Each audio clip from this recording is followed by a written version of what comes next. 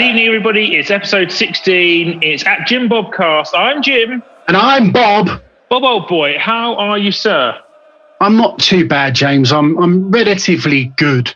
Here I am sitting at home as per usual. I've just been outside and given Colonel Captain Sir Tom Moore a farewell clap. Rest in peace to what a legendary man is Tom Yeah, Moore. absolutely. What a knock. Do you know what I mean? We always applaud centuries, whoever they're scored by.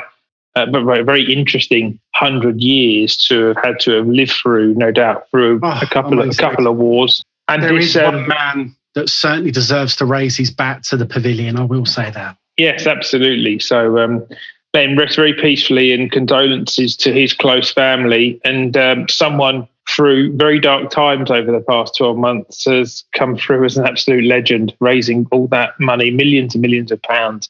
And hats off to him and condolences to his family. But I'm sitting here as well, James, almost 24 hours on from that moment in last night's game, the moment that changed it all. And I feel so hard done by that something has really deflated what could have been quite a buoyant discussion we've got. Well, yeah, and we'll get on to the actual Wolves game very, very shortly. It was probably exactly 24 hours ago. I was sitting here sort of content at 1-0 after a fine Pepe moment, but thinking we should be 3-4 here. And yes, obviously a couple of minutes time a day ago, that moment happened. And, you know, a lot of Arsenal fans, it's kind of a bit of a go-to thing to say that the refereeing decisions and the fourth officials and the computer refereeing or the video refereeing via VAR has been really, really, really poor against Arsenal. And then last night... Last night was an absolute fucking disgrace. Now, let's be fair. Fast, quick-moving scenario, old-fashioned style-y, that looks a pen. Looks like he's brought him down. You know what? Probably a sending off.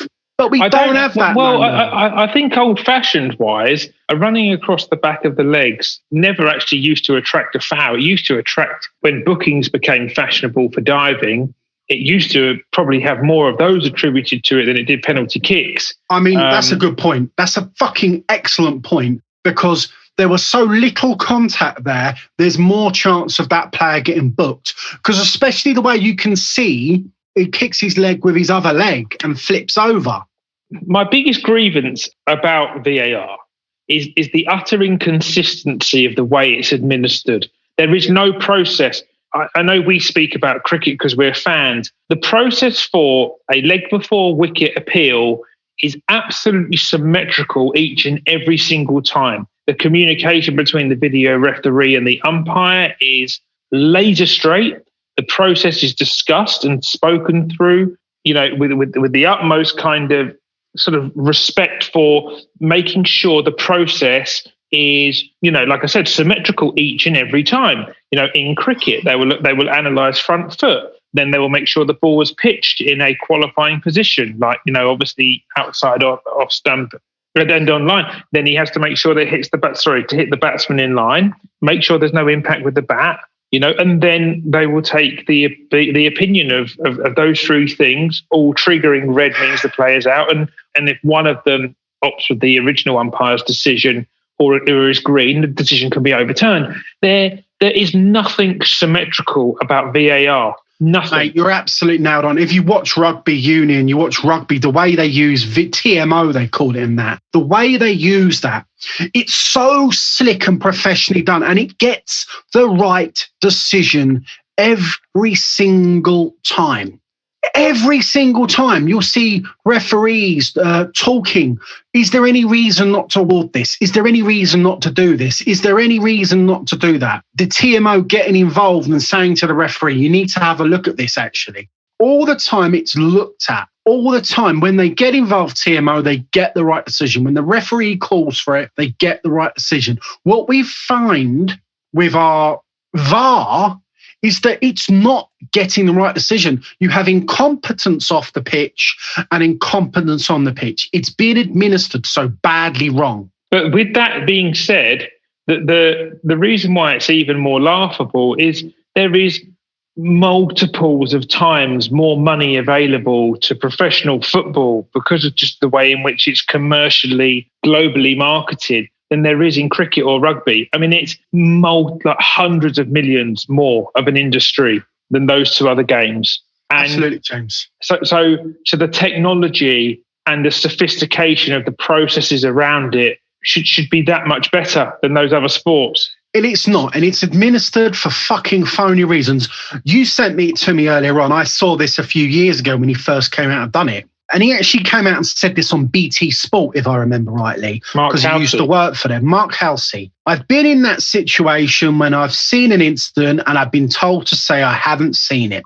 To be fair to the FA, it's not them. It comes from within the PGMOL, the Professional Game Match Officials Limited. They are the fucks here. It doesn't stop there. We've been told to give a certain amount of corners or throw-ins or fouls or bookings. The Premier League is rife with spot fixing and bias towards certain clubs from the FA. Every referee in the Premier League could be in front of a court one day. Bias to other clubs. Fucking classic example. Number one, Bruno Fernandes on Saturday. Studs galore down Xhaka's back leg. Nada. Not a murmur on VAR, whereas there is the minimalist of flicks from Louise. Off you go, son. Have a walk. But unbelievable. So to come, I mean, and you're right. It's the minimalist of flicks. So then you have to go back and say to a referee, is that enough contact to break the player's stride? No, because if a player's running with the ball and he's looking up and trips over his own foot, and there's no one around him, there's no foul given or anything like that. So it is a possible thing. You know, you're looking elsewhere and not looking at your feet. You know, I know we joke about Frank Spencer from time to time, but calamities do happen. But you mentioned the Bruno point, and I concur with that. But I want to take you back to 20 minutes earlier in that same game. Why was the VAR process not exactly identical with the appeal of the Saka penalty? Absolutely. Because I see a very, very, very similar situation. I agree with you. Absolutely. I called pen. I said that was a penalty. You know, whether it was or wasn't, I don't think it's any different a penalty situation to what's happened previously. David Luiz has been done there because he's got a history of doing it. But the rule was changed as well, that now accidental fouls, because the foul, if he's not directly tried to play the ball, it doesn't bring red card into disrepute. If it's accidental, which it absolutely is, because he has not broken running stride whatsoever to try and play the man or the ball. He's just busted a gut to try and get back into position after Bellerin and Holding and Leno positionally were all fucked. And he just realises he can't get there. But human beings don't have handbrakes. And at that precise point, he just can't stop his motion, you know. But he was sent off against Chelsea, I believe, for Arsenal, and rightly given a red card because he did come across the back of the player and play it, and that was given the red card. Yeah, in this instance, ridiculous. He has not tried to play the ball and still been given a red card. And one thing I want to bring you to on, which is why I sent you the Housey thing earlier, and for anybody who listens and has the facility to record games or go back and watch them, if you go back to the 45th, 46th, 47th minute of the first half and you watch Gray Pawson's analysis after he is called by the fourth official to review the screen, they do not give him all of the camera angles. They only give him the angle from behind the player, which looks like Louise clips the player. They do not give you the view from the goal looking down, which actually would turn around and tell you that it's very difficult to see contact. And I watched BT Sport showed that exact same angle last night. They showed the exact same angle, and I think it's Philip Walton or Peter Walton, their referee. He's a complete fuck. Waste of skin. You know, but the official that takes control of the situation in cricket, like, he is the person who says, now take me here, now take me there, now take me there. And he covers every single base until the decision is absolutely... That's what happens in rugby. That's what happens in rugby as well. Now, and I'm not comparison it. And the view that you had, which was not quite a bench cam because it was a bit further down, almost a camera that was in line with the edge of the penalty box, looked straight across the pitch and looked over the referee's shoulder and watched the screen. And it did not change view from the one that was in line with Luiza's run from behind him, and the other angle that was looking straight down at the goal from behind the goal, probably from someone like a Holdings view. They did not give Leno's view of the event to the referee. They just didn't want to give anything else other than a penalty, and they didn't want to give anything else other than a red card in the incident. They wanted to do something there.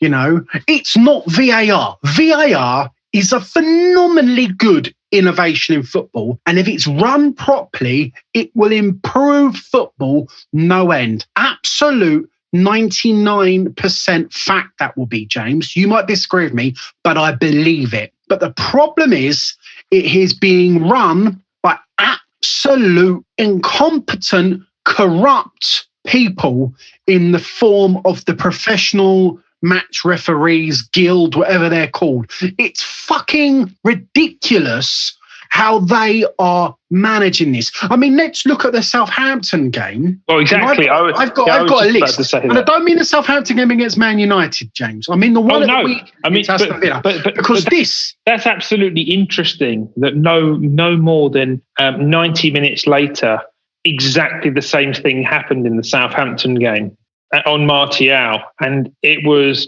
very, very, very suspect. They've had to continue with it because they cannot, by VAR, blokes in the same fucking room in Stockley Park, you know, they cannot have a different decision on the same night by the same thing. They just can't do that. So two teams have been aggrieved. And that both Southampton and Arsenal have appealed that, by the way. And that is where the model, by the way, is completely bent. Because there is no way in high hell that a fourth official attending the test match at Calcutta should not sit next to his pal and have a fucking cucumber sandwich with the chap who's officiating the test match at Lord's. What the fuck is that about? Absolutely, and that's a good point. You've just mentioned cricket there, James, and this is a very good point. In cricket, you have four umpires who officiate the game. So if you will, referee, linesman, fourth official. And then over the umpires, there is a match referee that rules over the whole game. And if the officials make errors, they are held accountable. And do you know the interesting thing? The third umpire who looks at the DRS in cricket, if he makes an error on DRS, the match referee pulls him on it and he gets held accountable for it. Why aren't football referees held to the same standard that the players are held? I don't understand why football referees get a free pass to never actually have to make comment, or why it's not available to the industry what the officiating standard or what the audit process is for an individual to keep their position or merit.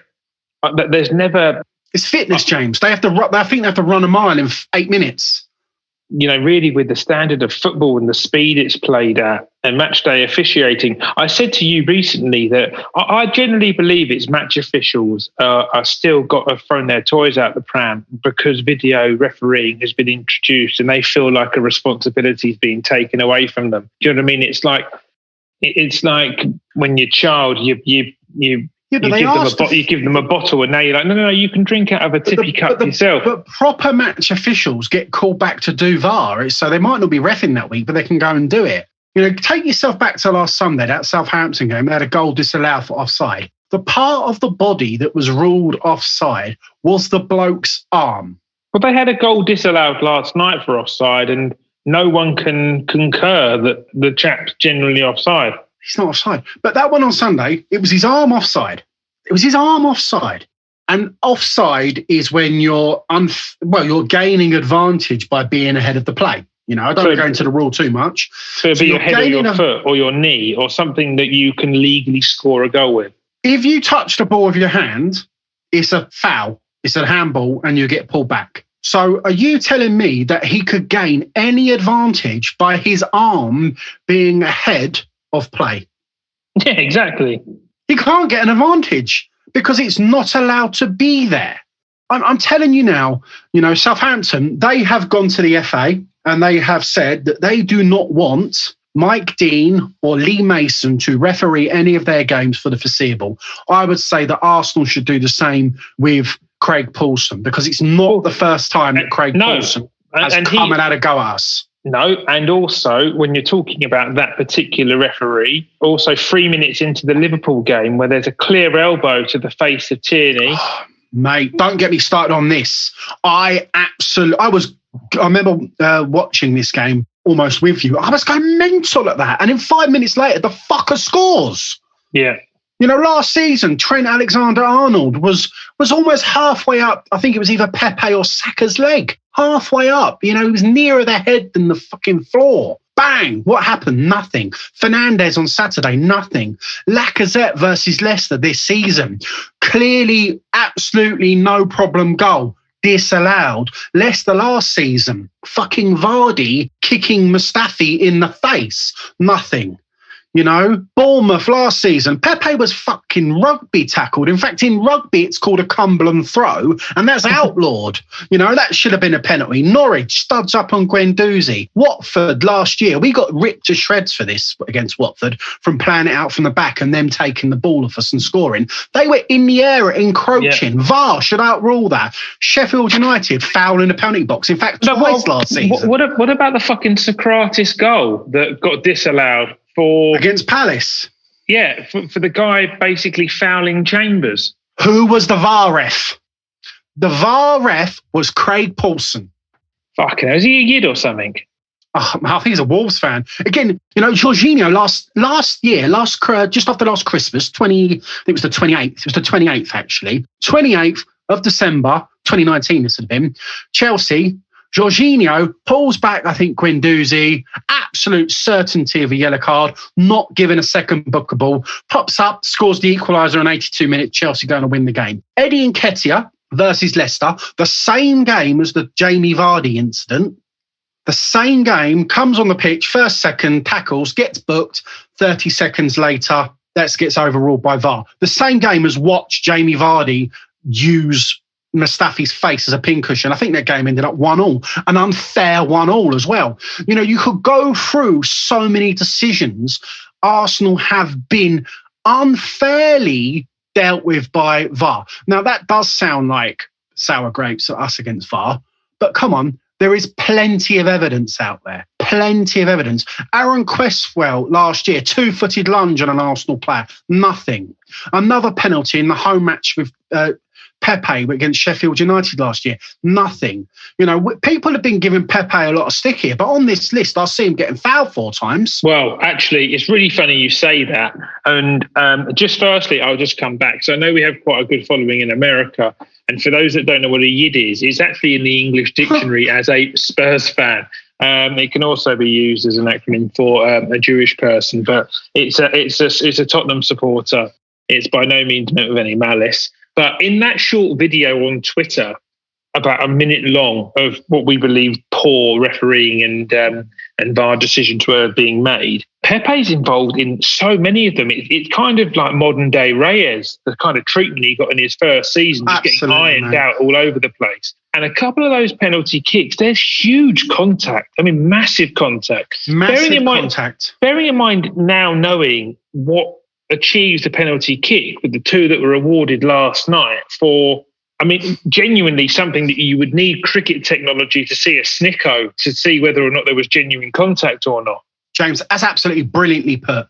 So what we can both agree on is that those decisions that we're not given against Arsenal were not given at all. We're not talking between red and yellow cards here. We're talking that they were not given at all. And that's even worse. We're potentially, yes, there is the issue of a contact with David Luiz, which I believe, I think there's enough different opinions with angles there. Look, I don't want football to become like running and rolling snickometers and things like that. I don't think there's the time of it. But you can clearly see that that's not a red card. You can clearly, I'm dubious. There's John Terry. He's come out and said, and he hates Arsenal, by the way. John Terry bloody hates Arsenal.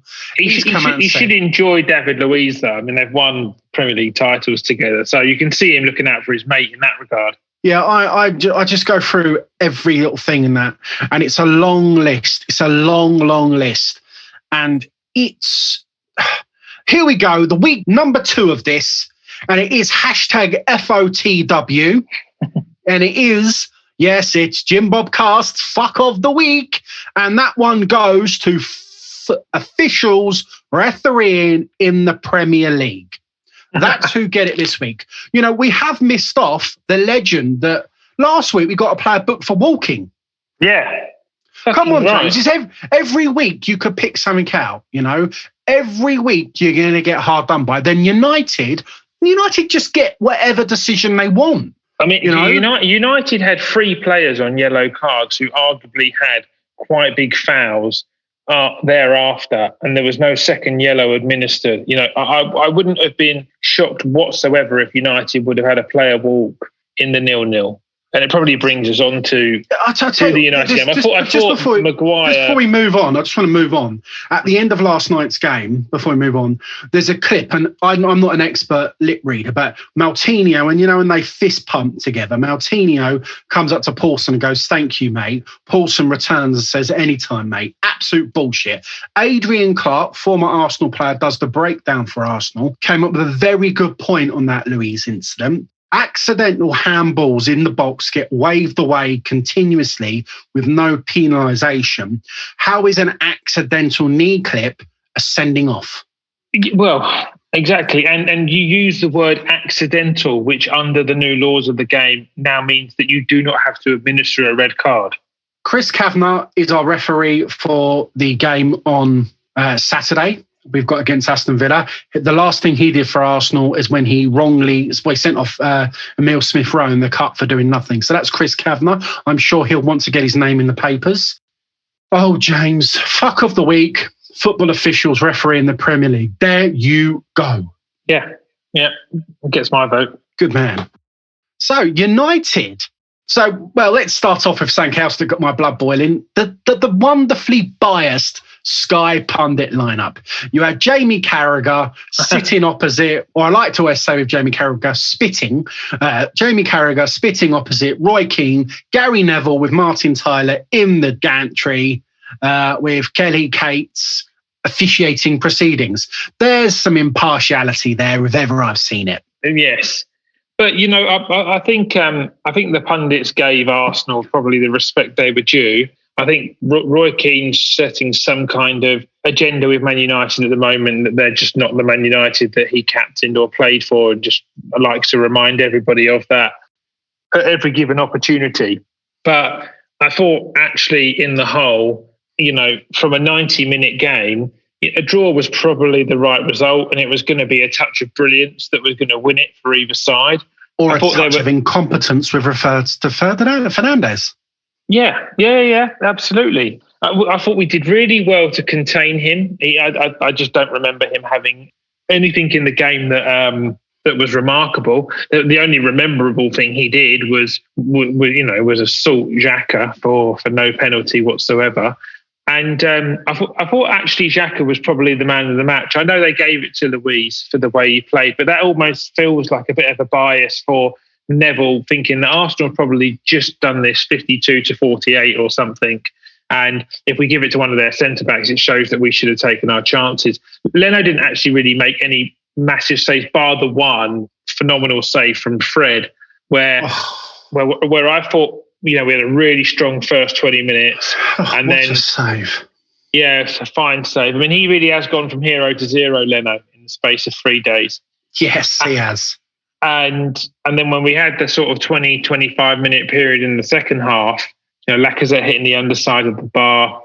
Great free kick. Yeah, and De Gea making a fine save from Smith Rowe, and then a couple of other chances being there, And to be fair to Arsenal, doing that without Tierney, Aubameyang, Saka, and kind of a still not quite fit enough Partey. Yeah, Partey looked a bit sleepy. He looked like he could have done with let's be controversial, James. You know me, I like to speak my My mind sometimes gets me in trouble. I think he could have done with a line of something, just to wake him up a little bit of juice to get himself going.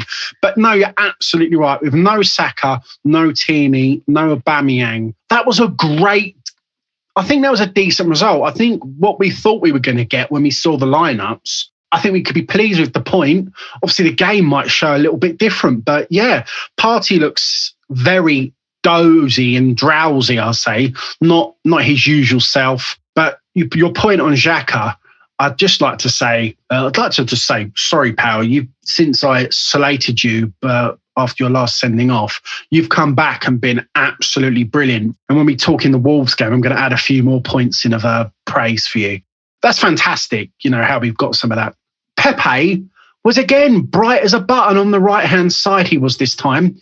Loads of hard work, James, and you noted how strong he is in defence. Well, I thought actually that Pepe was starting to show that obviously Arteta's got into him and said, there's no doubt you've got technical ability and you are the player really that expresses themselves the most running at people, directly, like really, really at them. I think you can tell from his game now in both those games that he likes to almost take the ball through people, and two games. Southampton, a game before as well. Yeah, very true. Yeah, and I think 2 in his last 3 games he's had a run that's involved a double nutmeg. So he had a double nutmeg last night leading to his goal, which is a fine goal, and one in the Southampton game. So he obviously is such a flair player. But with Partey in the side and that creating more pockets of space for Granit Xhaka, which is bringing out the Granit Xhaka that everybody wants to see. And the Granit Xhaka that Wenger signed. Yeah, absolutely. And the Granit Xhaka that Wenger actually got quite a lot out of before he left the club. Granit Xhaka had quite a few performances like that for Arsene Wenger in the deep-lying playmaker role. And, now his variety of passing is the first point that you see with Granit Xhaka and the kind of work that he does administering around the kind of the first 2/3 of the pitch, your own third and the middle third is secondary, which means that people don't have to highlight now that he isn't the best tackler or defender, but he is more than a capable midfielder, shielding, blocking space, and is happy for the contact. And again, I'd probably give Arteta some credit to say Xhaka probably looks a yard fitter as well. He does. He looks good. I think he's been brilliant the last few games. I will say that. Alongside Partey, he looks a different beast. You just don't see Ceballos playing for the club again, do you? Whilst them 2 of them are fit, because they brought Odegaard in. I'm adamant when we analyse the transfer window. Now I've seen him, and I still stand by my points I made on Odegaard that he is an understudy to Smith Rowe. I think you might see him a little bit more in the Europa League to give Smith Rowe some respite. And obviously Smith Rowe's been ushered in now to playing the best part of every single game. Smith Rowe, again, was great against United. He was moving. His movement is probably one of his treats. His balls he was playing through again was brilliant, and he was making some great runs. And I tell you who else had some interesting runs on the Saturday game, and it's probably the tongue-in-cheek, jovial moment of the first half. The boy McTominay, he had some serious issues. I think we were taking bets as to when he was going to unleash the beast and fill up his pants and do a Gary Lineker, and actually, from snooker parlance, leave Brown on the bottom cushion. He was in a terrible state, the boy. He was in a really, really bad way. I mean, I don't know what pill they tried to give him to administer AI and stomach within moments, but I mean, if they exist, I would be happy for anyone to tweet us at Jim Bob Cast, because I would always like to carry one of those around in my purse. But McTominay with his shits. McTominay with his shits went off just before half-time. Yeah. And Arsenal brought on their shits with Willian at half-time. So Willian came on at half-time, and a lot of Arsenal fans were going, here we go. I was screaming, look at the stats, because obviously we named and talked about them last week. Willian. I didn't quite go as hard as what's-his-face, Dickface, DT, or whatever his name is, going off on them. I wasn't quite that bad for him. It was probably one of his better games since Fulham. Well, I said that to you, and I stand by it. I'm not sure that it wasn't better than his game v Fulham, because I went back and sort of rewatched extensive highlights of that game, and he did have a bit of a trot around that game. He was just in the right place at the right time when we scored all three goals. Fulham were very poor that day. Let's they were. And United are a better side than Fulham. So United are challenging for the title, and came into this game in some form, and also had a full strength. And also had a full strength side. So that was always going to be a tough ask. And yet his most notable bad contribution was when the ball fell to him in serious amounts of space, 9 or 10 yards out, which is a striker or an attacker's dream. And his first touch was horrendous, which meant that he couldn't get his shot away with any kind of substance. It was blocked away. But he grew into the game really quickly after that. He created our best chance of the game for Pepe, which is absolutely 100% goal bound. I mean, that is a game-saving tackle from Harry Maguire. Pepe struck that right out of the centre of the bat. That is heading to the bottom left-hand corner, and De Gea would have been motionless. That's a fine block from James. Maguire. You're absolutely right. And something, when the ball fell to Willian, you just can't help that it's his confidence levels are so lacking. More confident, even with a modicum of confidence, he's going to bang that away. Bless him. I felt for him there, but we can't. We said last week when Willian plays, Arsenal average a point. Willian played, Arsenal got a point. Cedric was decent on the left-hand side of the pitch, playing at left back. And you've said it to me, we have probably a better fullback on the wrong side of the pitch than we do having the correct fullback on their strongest side of the pitch in Bellerin on the right. I thought Cedric had a poor game in the Southampton game against them in the FA Cup. And then I think he's played the following 3 games at left back, because what we thought was just a niggle to Tierney because he didn't go down in a competitive game. He's now been out for 4 matches. And again, I'm just going to stick a needle in that about the Tierney point when we come to the transfer window review, because that is something that I am seriously agitated about. But subsequently, we've had to now play a right-footed player at left back for the last 4 games. And his first game, I think we were poor generally as a team, and he didn't have his best game, but he wasn't at fault for anything in that game, as we said on the previous pod. And in the next 3 games, he has had fine displays. I would say sort of 7.5, 8, 9 out of 10 games. And I thought he was excellent against Southampton in the league. I thought he did brilliantly to silence the right hand side when he had Rashford down for the duration of that game. And then I thought he also had a really, really good game last night, to be honest, and was involved a lot. But what you lose from a left back inside forwards now tend to play with their best foot on the opposite side, i.e. a left-footed player will play right, right-footed player will play left. Yep. So in retrospective defending, when I was coached, you shield with what you call an open chest, so you feel that you can cover more surface area. Now, just being right-footed, you'll just feel stronger moving right. So from a defensive perspective, he probably hasn't lost anything in his game. But obviously, if he opens his chest out like that, and someone like a Salah, who is left-footed playing right side, has got buckets of pace, they could just drop the shoulder and then go. And then obviously all your weight shifted, and they're going to be able to hit the byline before you accelerate away from you. You're absolutely right. The biggest point, Bob, is in the attacking sense. And what you lose from Tierney is the 1-2s in the triangles, where he can play a 1-2 and someone can play the ball beyond him so he can run onto it.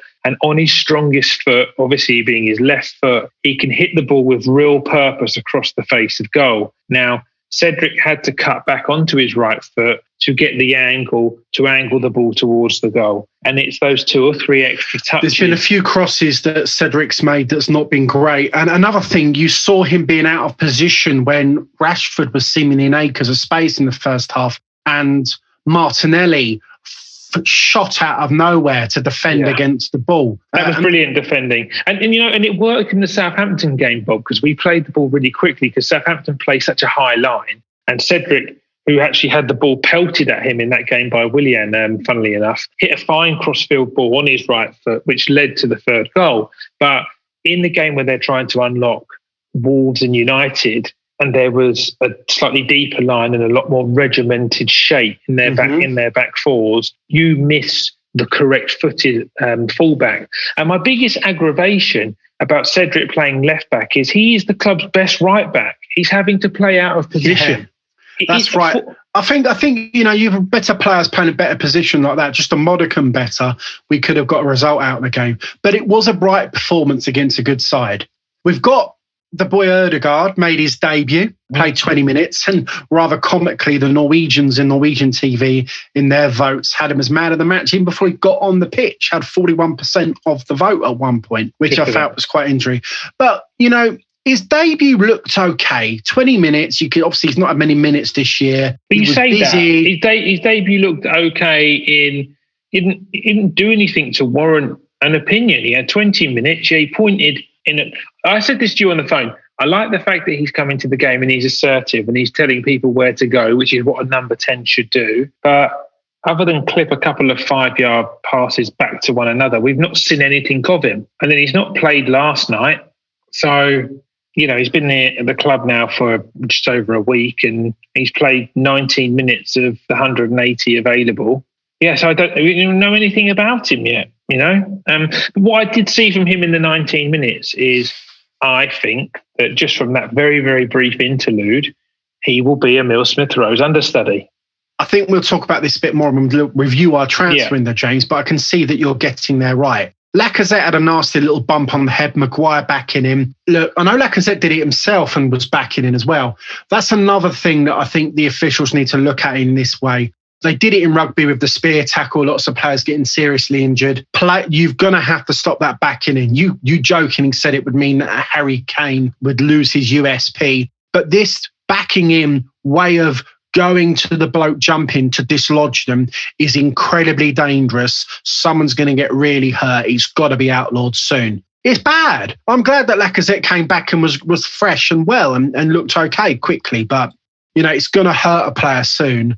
And it'll probably be quite shocking, but it's hindsight, and you can't have hindsight where players are going to get hurt. It's great to see that the FA have decided to bring in concussion substitutions, permanent ones. I think that's going to increase safety in the game. No one's going to try and stooge it. I can assure you of that. There's no point in stooging it because the penalties for stooging a concussion substitution, fraudulent slip there, will be far greater than any gains you'll make from it. If you go back to Harlequins back in the 2000s, there with Dean Roberts, I think it was their coach. He got banned from rugby for coaching for over a year. Tom, it's not Tom Webb, but Tom saying he got banned for a year as well for faking a blood substitution. So that's good to see. But that tackle's got to be changed. James, why didn't we win? And what should we have done differently to have won that game?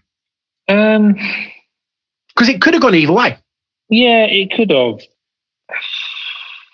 I mean, it's such fine margins in football. I can't really answer that question, to be honest, Bob. I mean, it is fine margins in football. I don't think Willian coming on over, I don't think any of the substitutions that he made actually prohibited Arsenal doing better than the result that they got. It's really fine margins. It's 6 inches either side of Harry Maguire's leg, which is a goal, and it's 6 inches lower off of Lacazette's free kick, which hits the underside of the bar and goes in. It's remiss of us not to talk about the great chances that Cavani had missing an open goal. Exactly right. Missed an open goal. So they had lots of good chances as well. So that could have easily ended up 3-3 as much as 0-0. Yeah, it could have easily been 1-0 either way as well. Yeah. So they had great chances, and we did well to not lose in that sense. We had good chances. They did well to not lose in that sense. Yeah. I'll go back to point one I made on this whole weekly podcast, the Fernandes incident. It was a massive game changer last night. It would have been a game changer on Saturday. And I think Man United going down to 10 men, which I think they should have definitely gone down to 10 men, would have changed that game. I don't even know why they haven't reviewed it after the game, because all the images go around social media. You can't tell me that administrators and statisticians and and marketing consultants for these retrospective boards don't follow the images that go around. Twitter is such a strong place a medium to comment on Premier League football, especially. No, and so many people have had images of that tackle. So I don't know why you wouldn't retrospectively revisit it. I mean, it's going to be shown more, in the last 24 hours, it's been shown loads of times because, you've got two tackles, 2 games. One's a red card and a penalty. One's a nothing and a nothing. I mean, there was a free kick given, but that was it. Yeah, so, I mean, look, it's a fine lines thing. Actually, in hindsight, we would have taken 4 points versus United at the start of the season. We've kept clean sheets against them for 180 minutes. We're playing a right back at left back. We've got 3 of our top players injured for the second game. It's not a point dropped. It's all right. We've missed out on 2 points, but then so do United feel like they have as well. So I left that game thinking, we've still got good momentum here. We've not lost in 2021. We're going into and this moves us on to Wolves nicely. We're going into the Wolves game. If we take 4 points from United at home, Wolves away, that's really good going. And we should have taken 4 points. And this game really, really, really fucking agitated me, to be honest. Yeah. And it's agitated me for the Luiz decision because I think that was a huge game changer. But then Arsenal as a whole are not home and hosed here. Arteta and the team are accountable because the game shouldn't even matter at that point, in my opinion. Oh, James, you're right. So we've started again. We've got Aubameyang back in the squad, which is great to see, but he's had little or no training. Great to see Saka back in the starting 11, and Pepe was continuing on the left, which is great. Again, Pepe getting more game time. That early chance that fell to Saka, he has to score it. He's got to score that chance, James. I said it to you earlier on, he's no longer the kid in the dressing room. He is touted and regarded and rightfully is one of the top players on the pitch for Arsenal Football Club. Your number one players have got to score the chances they get. If they don't, you will end up losing a game. Well, I think actually we spoke about this a week or so ago about Bukayo Saka and how he becomes, actually from just people talking about it to being known across the continent as one of the top young talents in Europe. And I said to you, it's quite plain and simple for me. It's numbers. And he still isn't there yet. And I thought that was... he stays there. Pepe scores again last night, knocks his numbers, contributions per minute. Him versus Saka, I'm probably going to say now, if you look at contributions per minute, I think Pepe's numbers are certainly eking towards being slightly better now. Well, I think they probably are. And I mean, obviously due to the amount of minutes, etc., but, they are.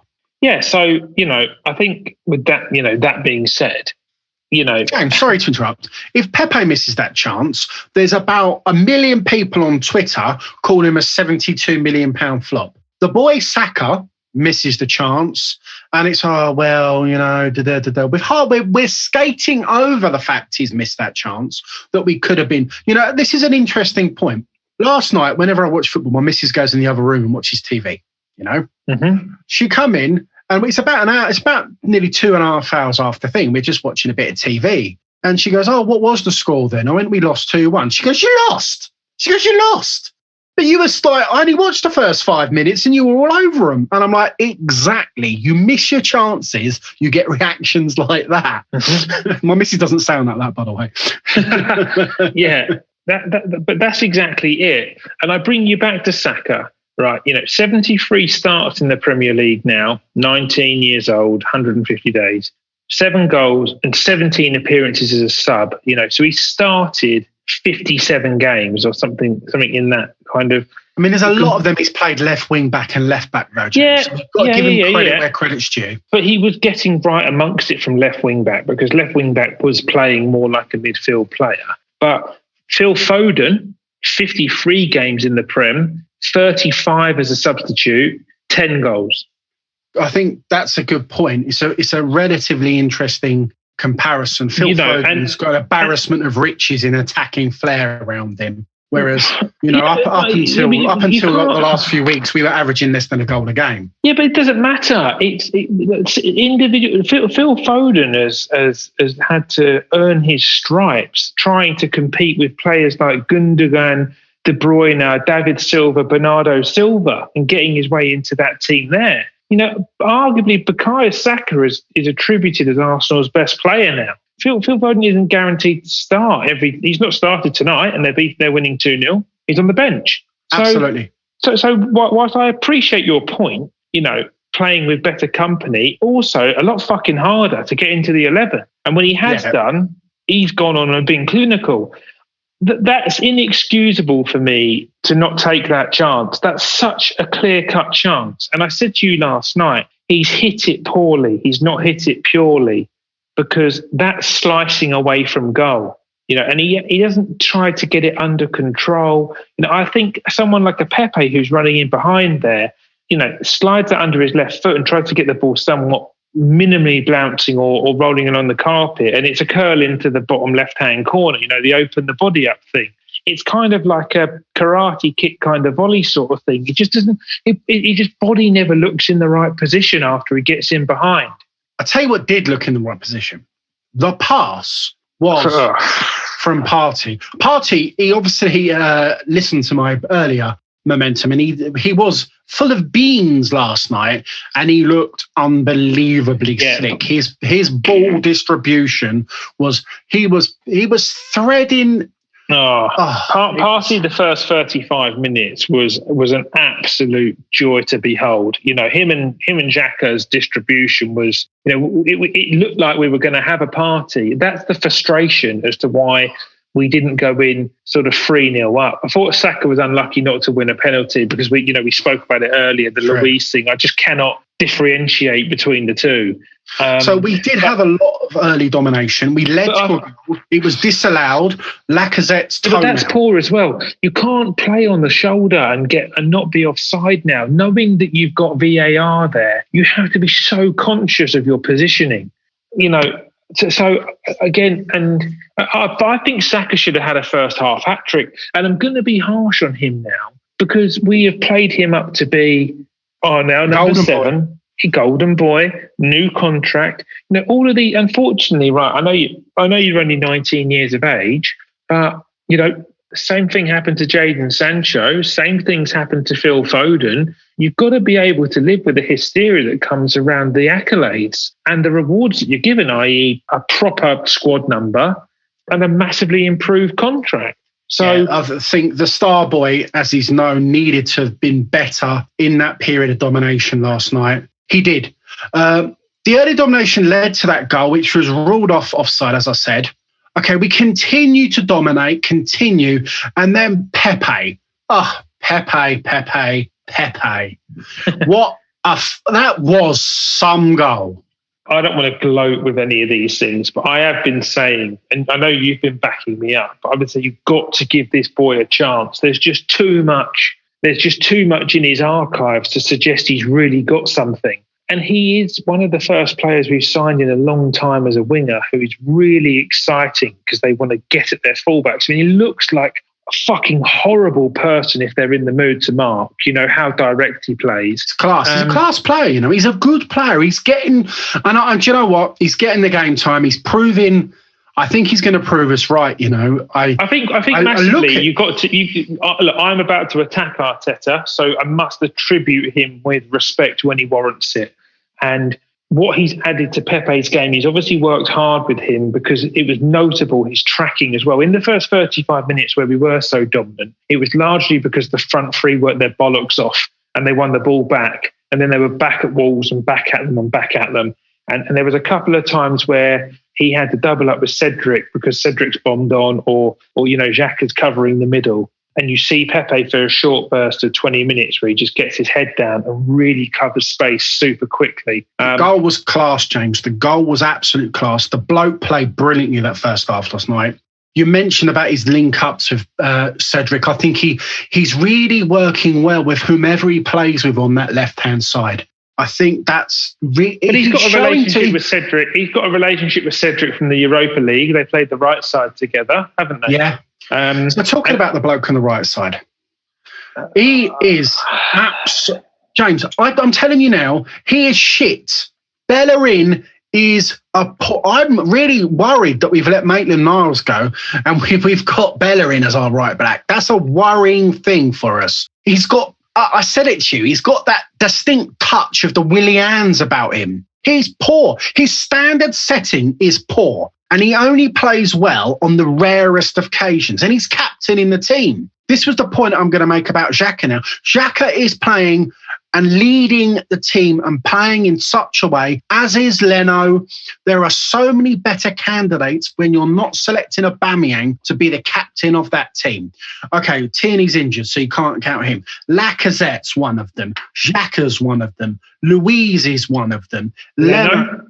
Yeah. Leno, 100%. So let's look at Louise. He's been suspended. Okay, he has a bit of a head in him. But he's a leader on the pitch. Xhaka's got a bit the same. I never see Bellerin get verbal. He just looked like that kind of Aggie school kid who just eyes you up when you've got into a debacle with one of his pals in the playground, like in year 11, at the end where Cody's fist pumping the ref and he's just got his hands behind his back just watching it.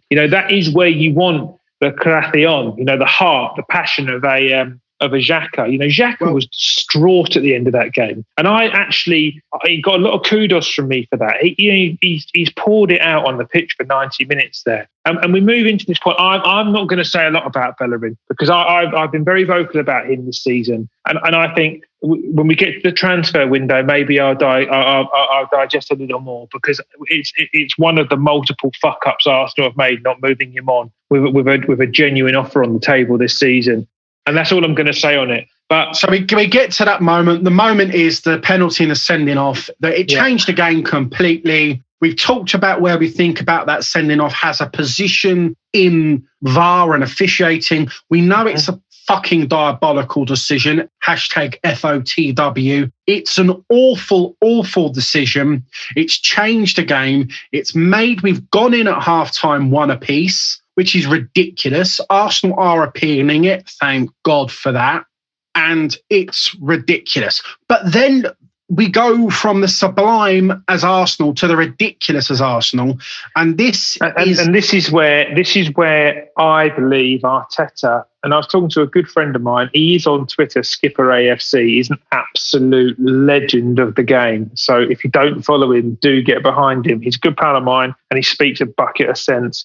But this is where, for me, Arteta has gone from all of the good work he's done since Boxing Day, has completely overturned it with showing me why I was concerned about him leading the football club as manager, because he is naturally a Mourinho-esque, very negative manager. And I tell you as for why, because there were so many alternative things he could have done at the start of that half. The most obvious one was do nothing. Yes. And just say, that happened on the stroke of half time. I don't even know what it's done to the shape of the game. But the beauty of it is I get a 15-minute rest. I can go and tell the guys you've got to work really fucking hard now. Let's just have a look at it for 5 to 10 minutes. And then or 10 to 15 minutes. And then let's just make an opinion as to where we want to be. Guys, work really, really tough. I've got plenty of artillery on the bench because we've got 9 subs now. So if you can just guide us through to 70, 75, and then I can make the right changes and we can see if we're going to push on for the game or just make sure that we've got a point ironclad. But no, I'm taking off our number 9, our talisman, our top goal scorer, who's in great form and is working really hard for the team to bring on a centre-half who's actually been subject since his return from COVID-19. That's a fuck-up. Monumental fuck up, right? James, as you said, there's so many other things you could do. The obvious was do nothing. Spot on. You could have taken off the already shockingly poor behaving Bellerin, brought on Gabriel for him, played 3 at the back with Holding in the middle, Cedric on the right hand side, Gabriel on the left hand side. Yeah. That would have given us. You could have slotted Xhaka into the centre half position. Ask Partey to just screen in front. Tell Smith Rowe he's got to do a job. And just say Laka just drop into a 9.5. Yeah, or, we've seen Lacazette play different positions before in the 10 role. Maybe it's not the time for Smith Rowe to be leading the line, which he was doing. And he was obviously off the back of an injury worry. You've got Smith Rowe, Partey, and Saka all in that team who have been doubts for the game in the previous week or two. All of them were arrested.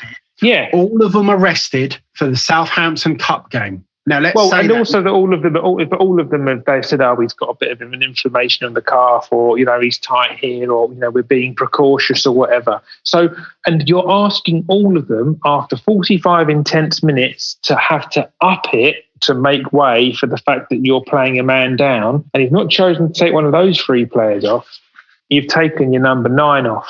Lacazette should never come off. He gives that team so much more cohesion in between different parts of the pitch. That was a bad substitution, and blood is on Arteta's hands there. Now, you can't suggest, first and foremost, that Wolves penalty they scored, Ian Darke wonderfully said, no goalkeeper that's ever breathed is going to save that. What a fantastic bit of commentary. You're absolutely right. That was a very good.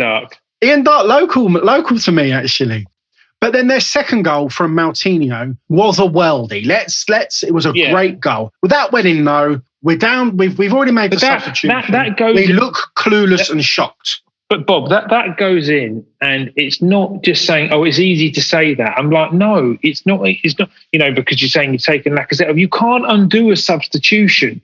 Just true. Because you brought on another centre back doesn't mean you can't concede. And you've now made a complete fuck up of an error of a substitution, because you now need to actually sacrifice a defender in order to do that. What, are you going to fucking hook Gabriel to being on the pitch for 10 minutes to bring Aubameyang on? You can't do it. Because it's not. Yeah, exactly. I know what you're saying. But bad management has been uncovered there. It's kind of like a karma kind of thing. You've gone so negative, and your negativity has proven to be your downfall. And then at 2-1, they can just completely fucking control the game. Then he makes the fucking massive fuck up in the 64th minute, and he hooks arguably now the player who's most in form in Pepe in the last 4 games with the way he's been playing, for a guy who hasn't trained for fucking 10 days. And said, go on in the pissing rain in Wolverhampton. You've hardly had a kick. He's had 2 training sessions, and go and find me something in 30 minutes. And that, again, is fucking juvenile management. Mate, let's not say this. Aubameyang hasn't been out injured.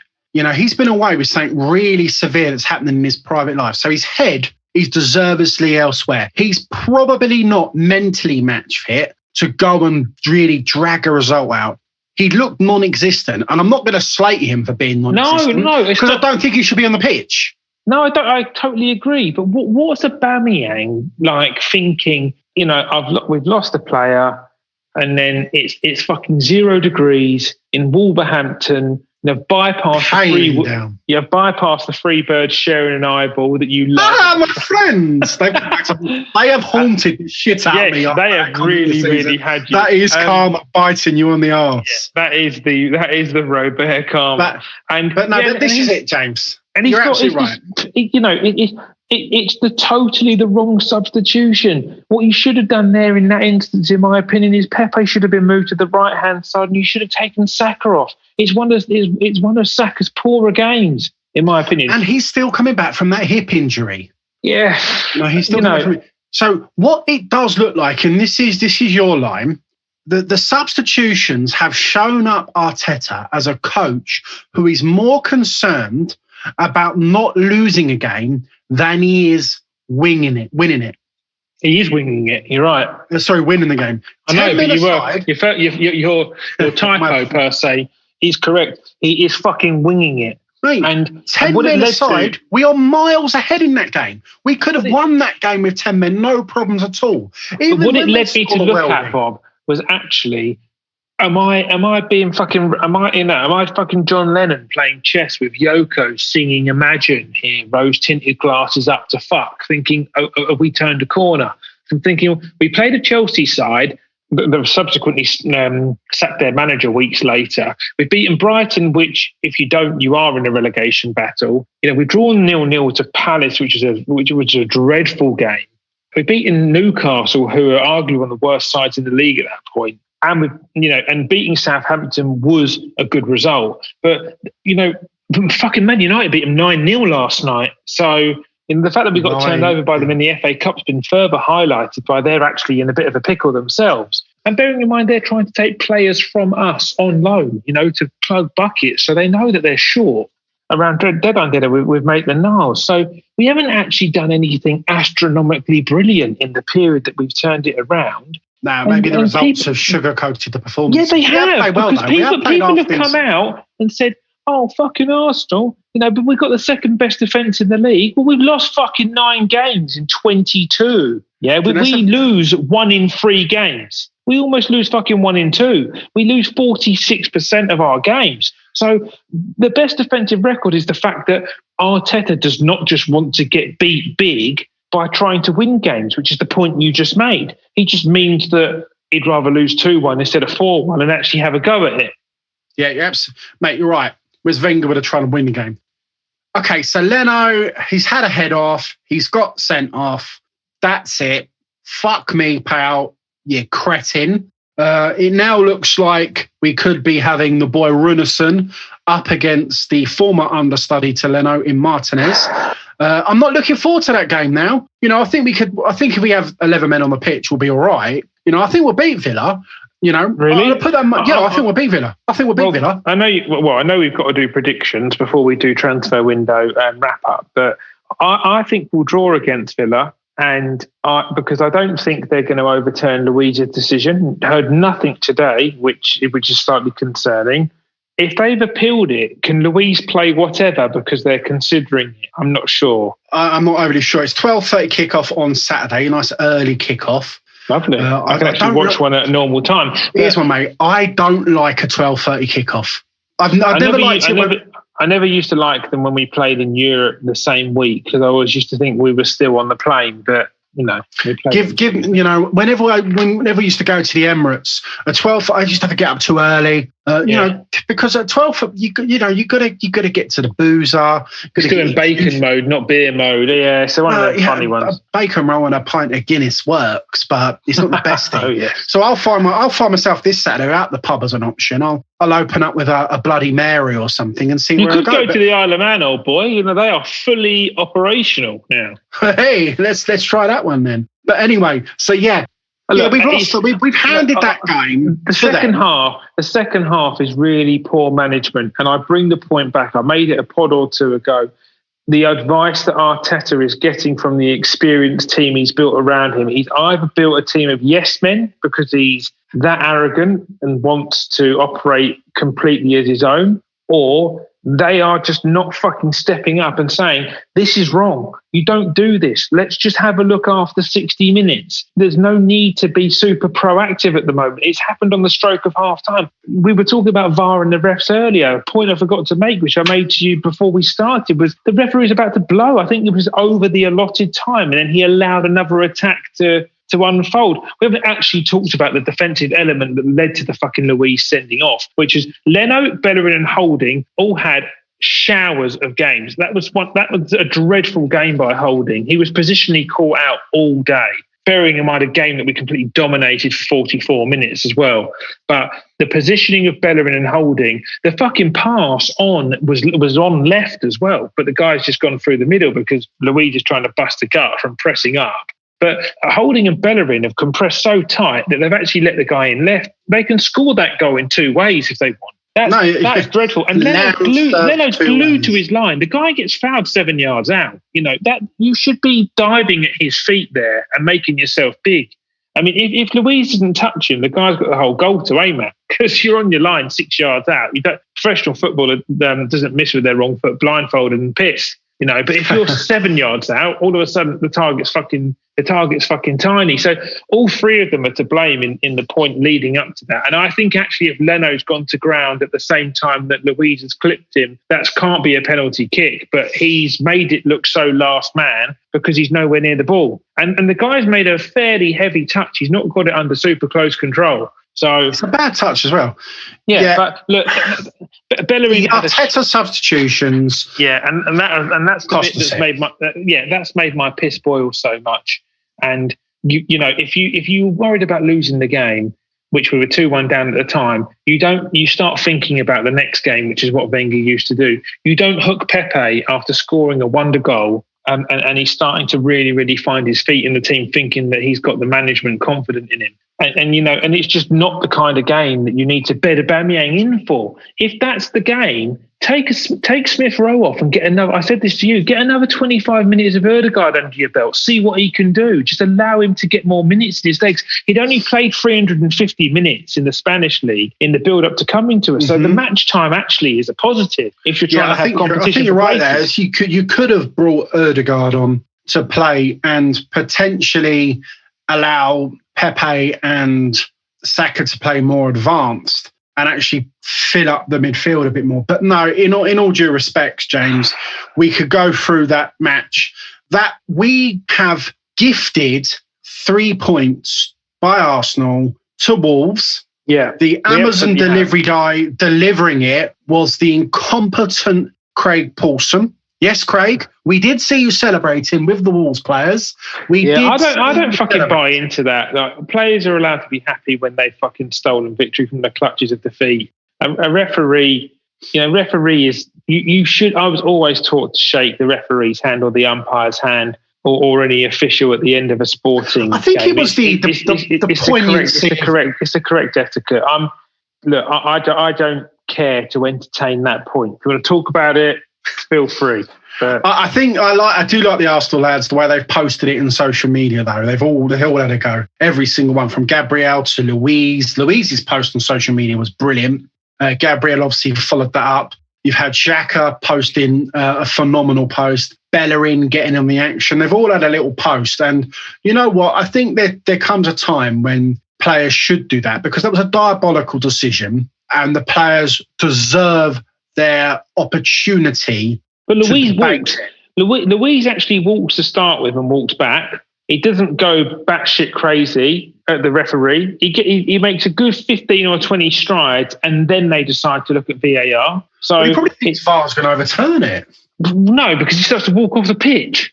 Then he realises, hang on a minute, there's another go here. There's VAR. You see batsmen start walking in cricket, then all of a sudden they get a little shout. No, it's the nerve of someone like a Stuart Broad who edges it to second slip, who fucking stands his ground and says, "Prove it." Yeah, remember that. Yeah, so that's the fucking point. That's the only really telling evidence that I can physically see that Luis thinks he's touched him, because he starts to walk off. But look, that being said, you're like firing me up now, which is the worst thing, because I'm about to analyse the transfer window, and it's the thing that aggravates me the most. But there were so many elements of that game last night which showed me that Bellerin's playing because we had. And I'm just going to blend into transfer window if you're happy for me to do so. Well, okay, let's talk transfer window. Fine, perfect. Kolasinac leaves with a pre-agreed deal, obviously before January the 1st, because as soon as fucking New Year's Day and the chimes of Big Ben ring, he's out the door to Schalke. And before we even fucking know it, he's playing in a 4-0 win and is being lambasted as Schalke's saviour. So that's 32 days ago. And we now know that, and as backup left backs go to your first tier player, Kolasinac is a fairly good candidate for in abbreviated commas, backup left back. So you have to replace him. He was the only, out of all the players who were terminated in this window that the fans are going batshit for, saying how happy they are with Edu and Mikel, he was the only player registered for all competitions. So he is one that you feel like you have to replace. You can't start playing fucking Saka into the Swiss Army knife and putting him back at left wing, left back, because he started to show his real quality in the front three. So what's your alternative? So let's start the point. Some say it was a great window. Others Which is fucking mental, honestly. People that say that need medical checks. It was not a great window. I'm sorry, I don't believe it was a great window, because Arsenal haven't had a great transfer window. Arguably, actually, when they signed Mkhitaryan, I joke at that because how irate I've been about that this week, and we can get onto that if people want to hear it. And Aubameyang in a January transfer window, and move Sanchez on, who'd become a little bit venomous. That's actually probably a great window. The signing of Aubameyang and replacing Sanchez with Mkhitaryan, that was exciting. other than that, Arsenal haven't had a great transfer window in over a decade. It's been a very long time since you've done anything of any magnificence. Yeah, and, James, you said it's a 4 out of 10 window. I think that might be quite bold as to say it was that high. It's clearing out the dead wood. The way we've done it by just letting them walk out the club for free is not that impressive, really, because that's free transfer fees. And then you've got any compensation. Now, I have it on fairly good authority from I'm going to say an unnamed friend who I know is reasonably well connected from times ago, and I'm happy to say that. And he assures me that we had to make a contribution to Mustafi's salary for the remaining 6 months of his deal. We've had to pay a part of Kolasinac's salary at Schalke. So Schalke half each on that. Half each on that. Yeah. So I understand we're paying 25% of Mustafi's salary and 50% of Kolasinac's salary. So, okay, they've taken 185,000 euros a week from us, but I'm pretty sure we're paying about 80 of it. Yeah, what I've heard with the Kolanisic deal was he apparently has taken a pay cut. So he's taken a pay cut of around about 25%. The remaining 75% is being split evenly between Schalke and Arsenal. I'm not too sure on the Mustafi deal. Obviously, you've said that. But the trouble is, and I like to use an analogy, James. When you're walking outside and you see the farmhouse or the country house type place, and they've got the logs outside. There are two types of place. There's the one that has a sign saying logs, £5 each, or the one that says logs, help yourself. And the ones that, when you have the logs that say £5 each, you put them on the fire and there's a sweet, sweet smell in your front room when you light them. The ones that are free are damp and horrible. They probably have about 14 voles living in them. And that's why they're being given away for free. We have had to give away assets for free, and we've been a serial offender of doing this. Bakary Sagna, Aaron Ramsey, a serial offender of allowing assets to tot along out the doors at the Emirates for jack shit. Ozil, we didn't want to play him. We had to get rid of him. There's so many reasons why that was a sensible thing to do. Was the deal a good deal? Well, because of his wages, it probably was, but not the inability to sell Kolanisic, Socrates, and Mustafi in 2 windows. And people will say this, well, this is Edu's first 2 windows. It's the only time you can judge him. Okay, then, I'll fucking judge him. Why haven't you sold him? Why haven't you sold them? Even if you sell them for a couple of million each, 500,000 each, it is better than nothing. Well, Mustafi started the day as a £2 million acquisition of Schalke. And then the days ran on a little bit. And Liverpool were starting to try and obtain the Schalke centre-half, and the deal was getting closer. Then it was like, we've been informed it's a termination. And then towards the end, it was like, this will actually, because it's getting closer and closer to the 5 o'clock deadline in Germany, it'll be a loan deal. And then obviously at that point, his contract's terminated. Arsenal have said Skodran has ended his 4.5-year career with Arsenal. But the way in which it's written from Schalke is that he signed on a 6-month contract, which I think is like a fixed-term contract. So it's not quite a loan and it's not quite a permanent deal, because Mustafi is not going to subject himself to second-tier football in Germany, because there's a very good chance that Schalke get relegated. There is now. And so yes, it is technically a contract termination because he is on loan for the remainder of his Arsenal contract, but they are still having to make a contribution for Schalke to take him on, and he will not be a Schalke player if they do go down, so I'm led to believe. So we've had to pay Mustafi off, which, and I make all these points, and sometimes just because of the way I operate, I go into business mode, but we've paid Mustafi off. We've had I believe we've actually not had to do a settlement with Ozil. We've had to do a settlement with Socrates, though, and also making a contribution to Kolasinac's wages. On top of that, I think Nice have actually taken Saliba on paying 100% of his salary. There's no loan fee. And we've paid a loan fee for Erdegaard, which is inclusive of covering his full wages plus a small fee to Real Madrid. But in regards to a club that is supposed to be self-sufficient in abbreviated commas, and you've just taken a £125 million Bank of England loan, that is cash flow starvation. it is actually physically better for your balance sheet for these players to stay unregistered, getting their money every month, not having to pay out the contracts up front.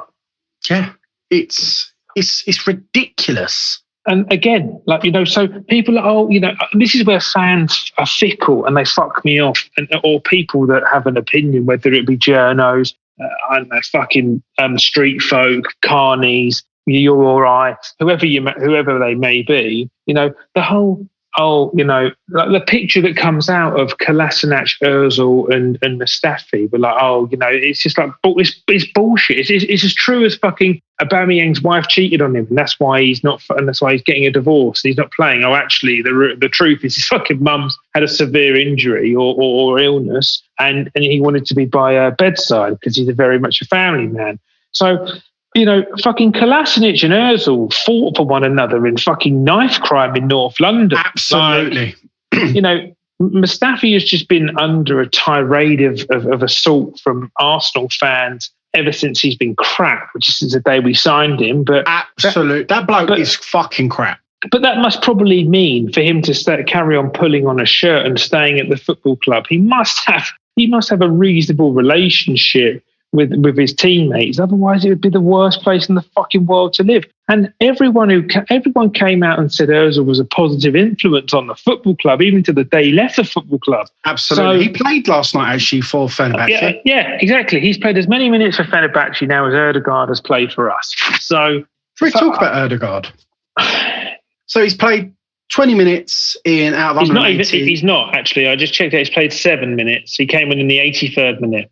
So, mate, there you go. He's cost us, it's 140 grand a game you worked out, isn't it, James? 140,000 euros per match, allowing him to be part of the team for 25 games. Wow. So are we in danger of another Kim Kallstrom all over here? No, I don't know, because I haven't seen him play long enough, but I can't believe he's completely match fit. Or another Denis Suarez. Yeah, I think the Denis Suarez liking is the one that's been there now. But everyone got, and this is why I don't understand why there was such, hysteria for this lad. With 9 tweets, 3 Instagram posts, a fucking 10-minute video giving him a number 11. This guy's going to be he's going to be an employee of our football club for 150 days. I really hope that my views on it are that he's going to be coming and be a good player are correct. And I really hope that we can sit here in a few weeks' time, James, and you can say, do you know what, that boy's class. And I think there's potential for that. Matt Ryan was a fantastic signing, but that's clever. That is clever. Now he's injured. Yeah, I mean, and that's mad because he hasn't even put the gloves on. He's obviously passed the medical, so he's obtained an injury in training at Arsenal. Which happens all the time. Partey gets injured as well, mate. Tierney got injured in training, didn't he? He didn't get injured in the game. Arsenal's player welfare. Martinelli got clapped, didn't he? Preventing his setback. That's what I think was his original injury, wasn't it? The training ground injuries that Arsenal get is woeful. Ever since the great Gary Lewin left, we lose players left, right, and centre. Injury. It's ridiculous. That needs to change. The rehabilitation at Arsenal's always been an issue. Players take way longer to get back at Arsenal than they do at other clubs. Tierney was supposed to be a niggle. He's missed 4 games. And that goes all the way back to Tony Colbert, who had ongoing issues with Wilshere, Van Persie. There were problems with Walcott. Some of these players brought in their personal strength and conditioning coaches because they thought that the coach at Arsenal was an issue for them. This is the same team that Arsene Wenger came in and said, no more Mars bars, you're going to do this, do this, do this, do this. Yet we seemingly, Harry Kane gets chopped in half, has his leg hanging off, fucking blood pouring out of his face and what have you. And that's before he's got injured. No, and then Harry Kane's out for 6 weeks. A minute, 2 weeks later, he's scoring against us. It's almost like other teams have, they take their players to the. I can't remember that. I can't remember the Holy Grail. I can't remember the last player that got injured and came back promptly. They always feel like that it's like, when's he back? When's he actually back? Yeah, and the party one was so bizarre. He missed so much football. Considering he doesn't miss it normally, that's ridiculous. Yeah, exactly. But look, let's not digress away from the transfer window. But we're making a lot of points which contribute to it. So you've terminated 5 guys, but you've still left your squad short. My biggest issue is that I think actually the mismanagement from Vinay, Edu, Roussenet and Ivan Gazidis has actually allowed the Cronkies to sit back and say, you guys can fuck right off. Because why the fuck am I giving you money when you give me no resaleability on my asset? I give you 40 million quid, yeah? You fucking let it walk out the door for nothing. I give you 35 million quid, he fucks off for nothing and costs us a pay down. I give you 17 million quid for Socrates, he fucks off and walks out the door for nothing. And then when you're actually breeding people through the academy that we've paid for our fucking arses for, you get a £20 million offer for a centre forward who's 3rd choice, arguably could be 4th choice if you invest in Balogun, and you say absolutely not keeping him in the team. You get a £20 million or £25 million bid potentially for a right back who's been out of favour and is a divide with the fan base. You completely turn it down. You get a £7 million bid for a player that we couldn't get Arsenal to pick for love nor money, which would have made us cash neutral on his employment. You turn it down. You haven't played him since the turn of Christmas. James, it's been historic though. You go back to you get £20 million fucking bid in the summer for Maitland-Niles from 2 different clubs. You loan him out to West Brom on deadline day. Yeah, that again, and he's barely kicked the fucking ball season in the Premier League. Cash your fucking chips in. Bar the Iwobi and the Oxlade-Chamberlain deals. I said this a couple of pods ago and we reviewed player sales. We have never, ever achieved top ticket money for our best players. It's always been undervalued. Iwobi was a huge overvalue. I don't even understand how that deal got done, but that was a deadline day deal when they missed out on Zaha and they were scratching around for an alternative. So we did cash in then, but that was just money it's irrefusable. 35 million for Iwobi. And then the 40 million pound deal for Oxlade-Chamberlain. I actually feel for Oxlade-Chamberlain. He's had some dreadful injuries in his career, and he showed so much promise. But he's the Champions League and the Premier League trophy winner, so he can tell you to go fuck yourself. But he's banging one of Little Mix. Yeah, exactly. And that's 67 million pound in resales, Bob, and about 300 and 200 to 300,000 pound a week in wages that you could have moved on, which would have bought you 1 or 2 superstars. 67 million quid would have bought you 40 million pound central midfielder, which would have been, or an attacking midfielder. If you look at a Bissouma in the role next to, if you want to give Xhaka competition, or Buendia, if you want to give ESR competition, it'd give you 10 million quid for some backup at right back, which could be a number of alternatives. And you would have been able to have taken Bertrand, Tyrick Mitchell, or Patrick Van Aanholt for 5 million quid because they've all got 6 months left on their contracts. You could have spent the money on free players like that, and you probably would have replaced the wages. And that would have given you squad depth. Now, I'm sitting here as just a fucking humble football fan, and the only time I get close to making decisions for Arsenal is on fucking FIFA on my PlayStation 4. But how do I see that? And that is ignored by senior officials earning millions of pounds per year. And that's why we continue to have 3 or 4 out of 10 transfer windows. We're always treading water. We're always trying to clean up the mess of the previous window. This transfer window has always been about cleaning up the mess of the Ozil situation, cleaning up the mess of not being able to sign Uwa situation. It's always been about the mess of signing Willian. That was a mess. Let's not discount. That is a bad thing. You telling me that we've moved on all those players that you've moved on from the side, knowing their surplus requirements, knowing they're not in the team. Okay, moving them all on is a good thing for Arsenal. Them no longer being in the club means that we can hopefully rebuild and be in a situation for the summer to improve. That said, what we've done in this window and the window before and the window before that, and the window before that, if you want to talk the last 4 windows, is we've gradually worsened ourselves by buying this player here, overinflating that here. Now we always allude and skip over the fact we've paid nigh on £30 million for a player in Saliba who's never kicked a ball for us. Saliba's value at the moment is 12 million quid, I would say. 12 million pounds. And I think that's ridiculous. Yeah, exactly. And also, they've not made a decision on Lacazette. What are you doing with Lacazette? Your top goal scorer's got a year left on his contract in the summer.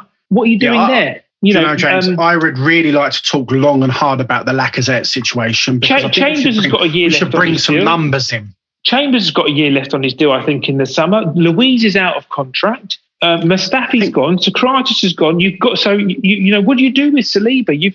He fucking probably hates London. How do you solve a problem like Saliba was the great song. Yeah, and I think that the Matt Ryan deal's sensible. It's a 6-month loan, and then they can sign him on a free in the summer. And he's come out as an Arsenal fan. He wants to give Leno a problem. It's a shame he's not fit because he would get a chance to give him a proper problem now. I think he'll play at the weekend. You think that he'll just go make a miraculous comeback? Yeah, well, I've had the prayer mat out myself, so I'll be, hoping that that's happened. Okay, nice. I like that prayer mat, and that's that. But Bob, we're still having to scratch around in regards to registration of players. You've got to remember, Kolasinac is coming back to the club in the summer. He's not out. I don't think he is quite out of contract yet. No, I think there's an option to buy if they stay up, but otherwise he's coming up back. That's absolutely right. The European registration window happened today. Yeah. Runarsson was the bloke that missed out. Yeah, so obviously we've lost him. You signed him 6 months ago for £1 million. I know it's £1 million quid, and people are, that's fucking nothing in football, but it is when you've taken £125 million loan to plug a bucket. Yeah. It's still giving money away that you're not getting in ticket sales or shirt sales or match day food and beverages sales, and you being in the industry would know that would be a considerable amount of profit each week that they don't get. Absolute hard profit total. So it's about £4 million a week. Yeah. Game. Well, there you go. That's a lot.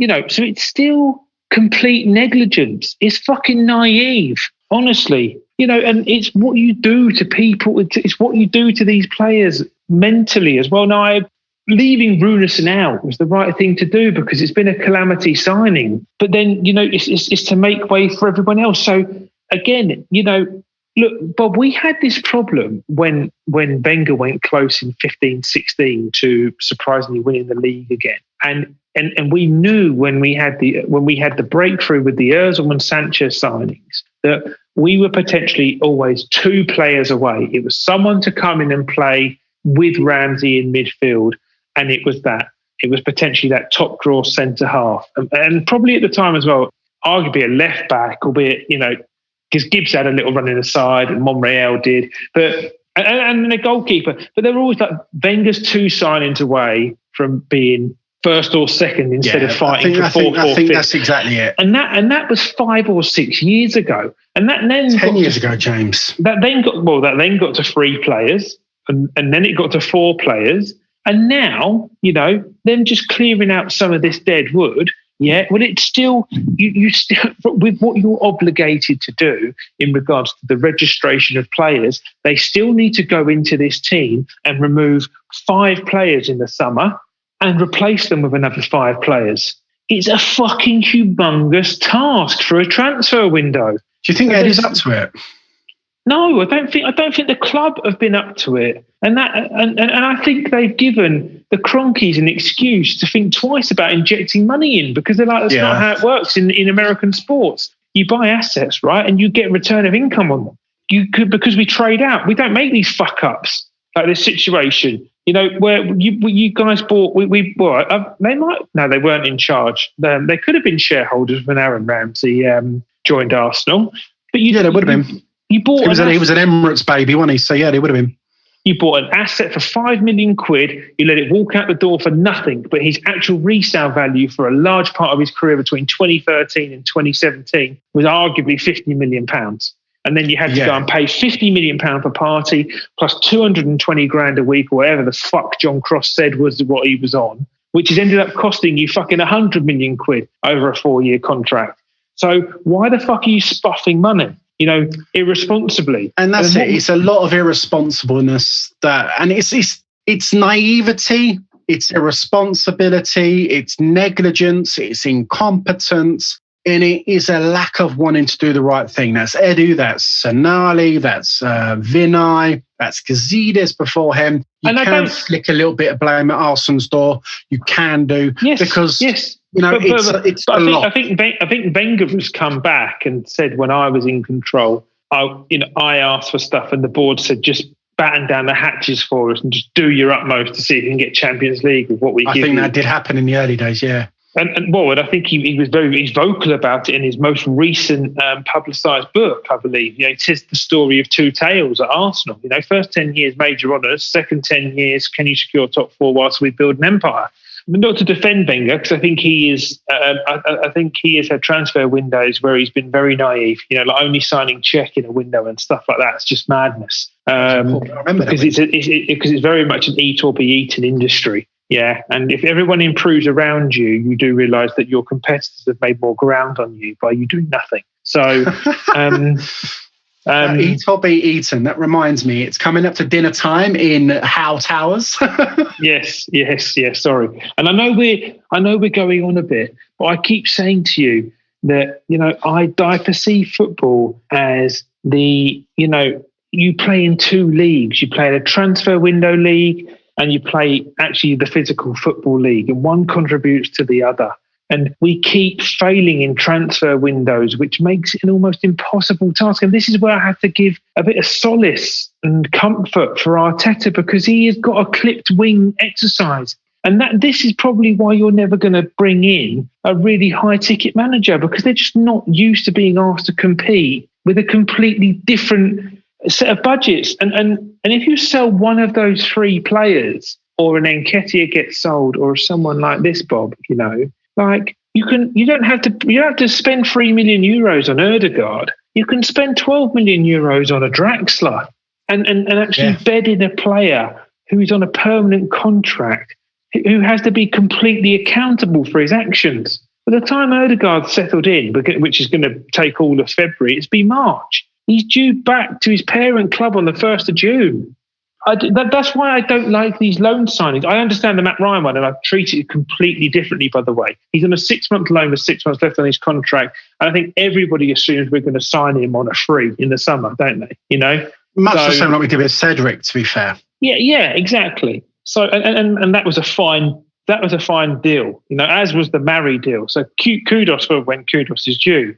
But look, I've waffled, and my distaste at this, and people were saying if we won last night we go sick, but there's so many teams above us with so many games in hand that it was a bit of a rose-tinted exercise again.